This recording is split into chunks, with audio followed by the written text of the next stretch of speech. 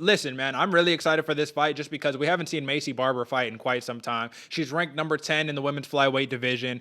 She's fighting Alexa Grasso, who is now, this is going to be her second career fight at flyweight. She made her UFC name and the strawweight division. But listen, she had a lot of hype on her coming up, man. She was 12-3-0.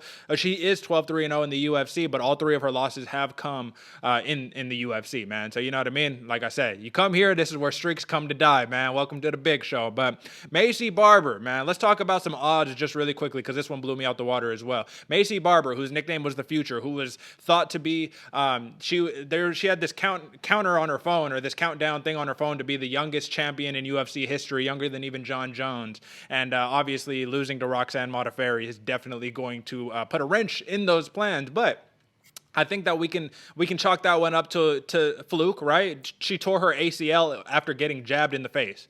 I don't know how it happened. I watched it back a bunch of times. I still don't quite understand. But when you still have the tenacity and the grit to go and try to ground and pound and still strike with a torn ACL in the fight versus someone who's been doing it for 18 years like a Roxanne Modafferi, man, it tells a lot. So Macy Barber opened up the week as a plus 105 underdog versus Alexa Grasso, who, like I said, is ranked number 15th in the flyweight division. Grasso is a minus 135 favorite. So it's not crazy, but still, Macy Barber being an underdog, man, she in her last five, she's 4-5, and she has 4 knockouts in those 5 fights. What are your thoughts, first off, on just the optics of this? Why do you think Macy Barber is an underdog? Why do you think Alexa Grasso is having so much support from the media right now? Well, first off, I got to say, for making those odds, place the money on Macy Barber because she's an absolute savage. That those odds, that's absolutely insane. And I think what goes into that is the fact that she had that layoff. She got, I mean, worst case scenario. Let me explain this to you, Derek, or lay out the situation. Worst case scenario, right?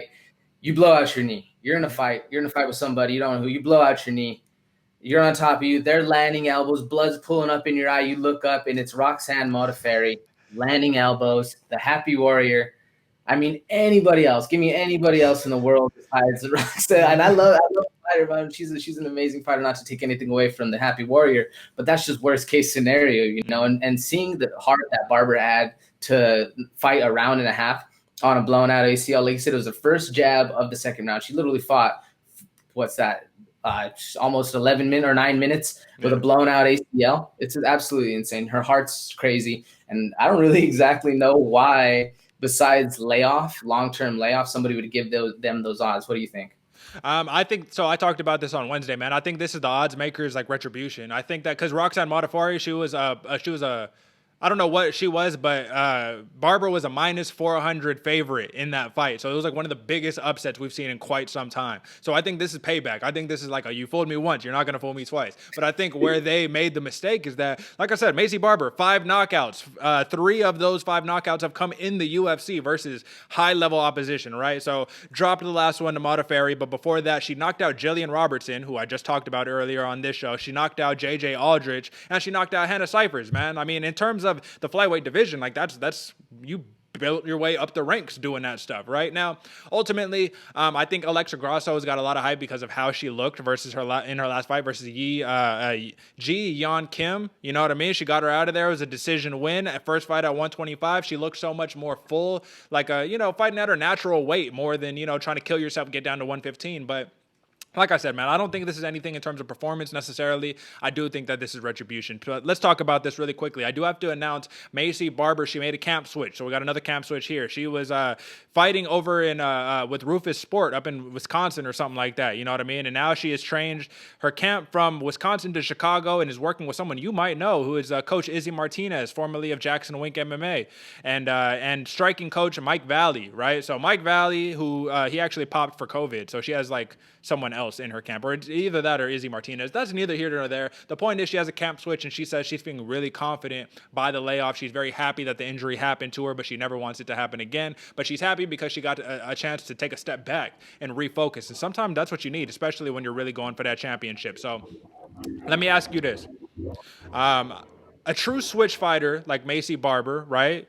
she can come up in any type of way. And we just talked about this with Bobby Green, right? But the ability to mix it up in the boxing like that and literally do those Mike Tyson switches against the cage and all that good stuff, the custom auto switch. She's a bruiser. She's a brawler more than she is a technician. Alexa Grasso is a real deal technician. Who gets the better of the exchanges in this fight? What do you think? Well, Derek, you brought up Alexa Grasso looking good against Ji Kyung Kim in their last outing, and personally, to me, I saw a stiff Grasso. Okay. Until she was in the beginning, she does amazingly well. Keeps her guard super high, keeps it tight. You know what I'm saying? But she looks stiff. Once she started mixing it up, got a little battered up in there. She started to relax, and she fought a lot better. And that's when she really started to outpace Kim. After that, that's when she started to get on her horse and she felt a little damage. She got on her horse and started to really perform. If she does that with Maycee Barber, it's going to be very hard. You know what I'm saying? Maycee Barber is going to piece her up. And if you get hurt with Barber, she's going to go for the kill right away. You saw in her last, like you said, besides Modafferi, she has a round three finish, 2 round 2 finishes, and a round 1 finish against Jillian Robertson, who is, again, another contender, man. And Maycee Barber's nothing to play with. So I definitely think that in the mix-up, Maycee Barber, if she's able to control it early, she's going to have the whole fight going with Alexa Grasso on her back foot. What do you think? Well, you know what, man? I think that Alexa Grasso who is known as a boxer, right? She's known as simply a boxer, but she has much more weapons than that, man. When she fought Carla Esparza, who was high level, you know what I mean, wrestler, Carla Esparza, she had her locked in a deep arm bar. It was so deep.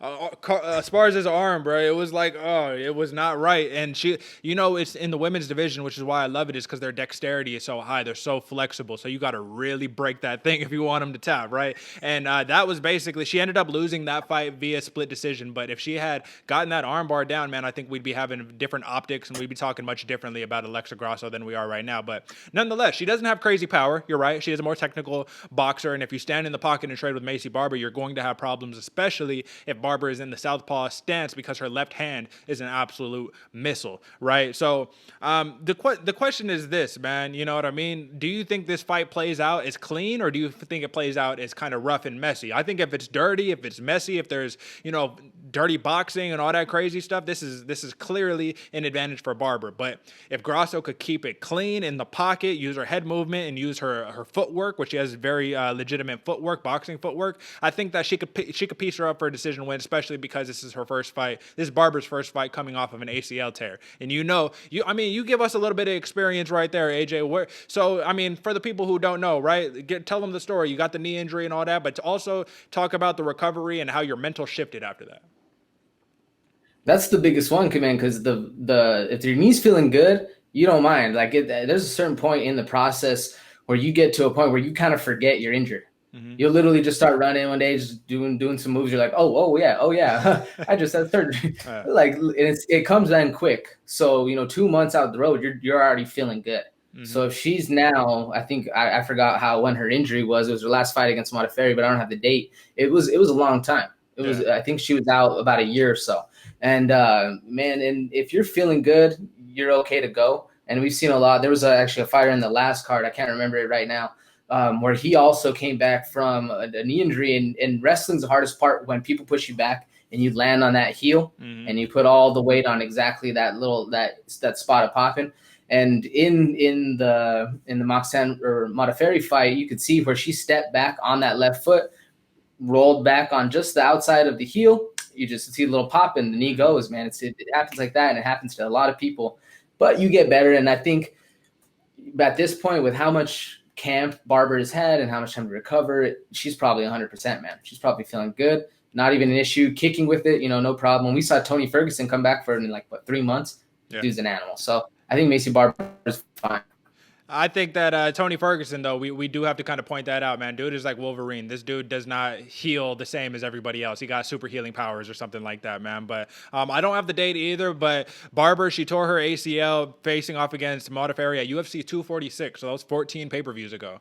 Something like that. Yeah, I believe 14 pay-per-views ago. So listen, man, ultimately, this is what it comes down to me. You know what I'm saying? Alexa Grasso has more weapons. I think that Alexa Grasso has more weapons to get the job done. But I think that Macy Barber, if she gets it on the ground and she gets the top control, man, it's going to be a very, very long night. So I don't really have too much more to say about this because I really need to see Macy Barber fight again to really have some more well thought out opinions, especially against someone like Grasso, who I'm very high on. I picked her to win a bunch of fights that she ended up losing. So, you know, it's kind of that love hate relationship. But nonetheless, man, who wins this fight and why? So me personally, I got Barber because I don't think, and I don't think I answered your question before. I don't think it's going to be a clean fight. If it Okay. Yeah. is, Grasso has that advantage. She'll stay out. She'll piece her up. Personally, I think it's going to be dirty. It's going to be long. It's going to be a grinder. It's going to be deep water with Barber getting the decision win. What about you? So I feel the same way, man. I think Macy Barber is just stronger. I think she has more power. And I think in the women's division, man, they like when Jillian Robertson just folded, when Barber just started putting it on her against the cage. When I saw stuff like that, I was like, okay, she just got different power. You just got different power for that division. And we have to respect it, right? Because you can't compare her to Kelvin Gastelum or nothing like that, man. We got to think about, okay, at 125, Grasso's moving up a weight. You know, maybe this is more natural for her, but you're still moving up weight. Barber's going to be bigger than you. I don't know, man. I'm going Macy Barber with the decision win, and the reason why I'm going decision and not knockout is like I'm always wary about fighters coming off of big injuries, and ACL is nothing to play with, man. So